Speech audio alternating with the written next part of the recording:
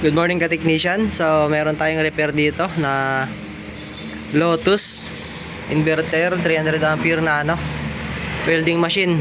So ang problema nito is no power. Pati yung blower wala din.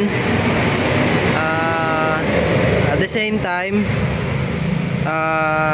yung indicator sa likod ng kanyang switch wala din. So ang nangyari dito, actually nagawa ko na to, i-share ko lang sa inyo yung kasi nag-experiment lang akong gumawa ng sarili niyang power supply. Pansin niyo yung board na to. So ang problema nito is power supply. Busted yung kanyang power supply section, yung 10% niya. Kaya itong part na to hindi gumana.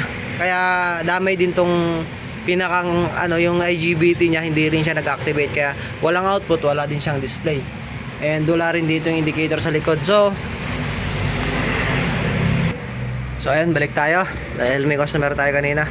So balik tayo dun sa issue na power supply, no? So ang nagka-problema is nag-short yung ito, mapapansin nyo tong pinalitan ko, nag-repair ko rin siya pero hindi siya umubra. Nasunog din pala yung kanyang transformer sa ilalim, kaya ayun, tinanggal ko na yung transformer. Pero itong transistor na to, yung kanyang regulator, buo talagang nagka-problema na sa transformer tsaka ito. So hindi ko na siya na-repair. Tapos ang requirements niyang power supply, mga technician, is single lang siya. Yung iba kasi dual, merong 12, merong 24. Yung 24 para sa fan, yung 12 para sa system. So ang nangyari dito, isa lang, 24 lang yung kailangan niya, 24 pataas. So nagtry ako ng 18, hindi siya umandar, pero meron akong nahanap na 30 volts dito na power supply. Sinubukan ko din, gumana siya, no. So ito nga pala yung nilagay kong power supply. So kung mapapansin nyo, board yan ng TV ng universal na board. Hindi siya smart TV. So kinuha ko lang yung power supply, then kinuha ko yung supply para sa backlight. Di ba yung backlight natin is mataas, mataas yung supply. Nasa 30, 31 nga yata yun, magti-30 yung mga supply nito. So yun yung kinuha ko, then minodify ko na lang siya. Kinuha ko yung supply dun sa main din, yung sa may bridge. Yan, ito yung supply nya, bridge yan.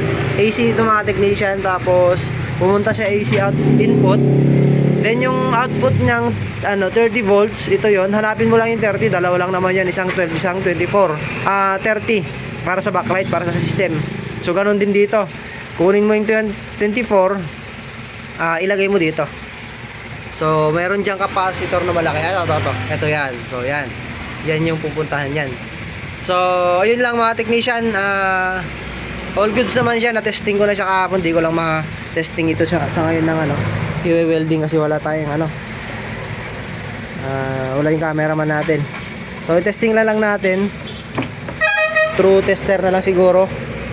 Ayan, nakasaksak na yun natin. So ayan, meron siya.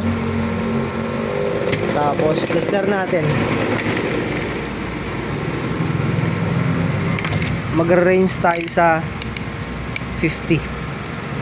Lower than 50 lang yung supply pala nito. So ayan, baliktad. Ayan, mapapansin nyo yung supply, yung 250 tayo kasi medyo siya.